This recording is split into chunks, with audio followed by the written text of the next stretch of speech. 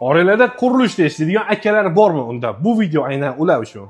Ular uchun telefon umuman boshqacha bo'lishi kerak. Ya'ni changdan himoyalangan, tushib ketishlarga va urilishlarga bardoshli bo'lishi lozim va bundan tashqari uzoq ishlashi shart. Oddiy telefonlar esa bunaqa imkoniyatlarni taqdim eta olmaydi. Quruvchi akalarimiz uchun esa hozir men top 3 ta bo'lgan smartfonni tanishtiraman. Birinchi variant Honor'dan X9D smartfoni.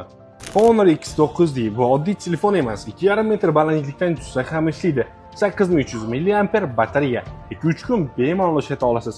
Changdan, suvdan, issiqdan hammasiga bardoshli. Qurilishda ishlaydiganlar uchun eng ideal tanlov. Ushbu smartfonimizni siz oldin 4,843 ming so'mdan sotgan bo'lsa, endilikda esa 4,359 ming so'mga naqdga yoki 12 oyga 546 ming so'mdan, 24 oyga esa 346 ming so'mdan to'lab xarid qilishingiz mumkin.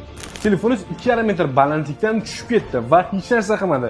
Zo'ra, aynan bunaqa qulaylikni sizga Redmi dan Note 15 Pro telefoni taqdim eta oladi. Redmi Note 15 Pro bu kuchli va bardoshli telefon. 200 megapiksel kamera, juda tiniq suratlarni ola oladi. 6500 mAh batareya. 2 kungacha bemalol ishlaydi. IP65 himoyasi, chang va suvdan aslo qo'rqmang. Ushbu smartfonimiz avvallari 4,624 ming so'm sotilgan, aynan quruvchi akalarimiz uchun esa 4,162 ming so'm naqdga yoki 12 oyga 512 ming so'mdan, 24 oyga esa 324 ming so'mdan to'lab xarid qilishingiz mumkin. Akam kameraga ozgina yaqinroq keling. Aynan qo'lim turgan ushbu Honor'dan X7D smartfonni o'zim shaxsan suvga solib turib test qilib ko'rganman, hech narsa qilmagan. Honor'dan X7D smartfoni bu oddiy telefon emas, bu haqiqiy tank. Ushbu smartfonimiz 6500 mAh batareyaga, 108 megapiksel kamera, IP65 himoyasiga ega.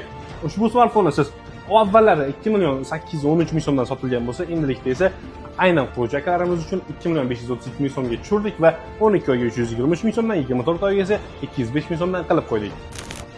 Hoziroq shuning uchun kutib o'tirmasdan, tezlikda eng yaqin Alo do'koniga tashrif buyuring.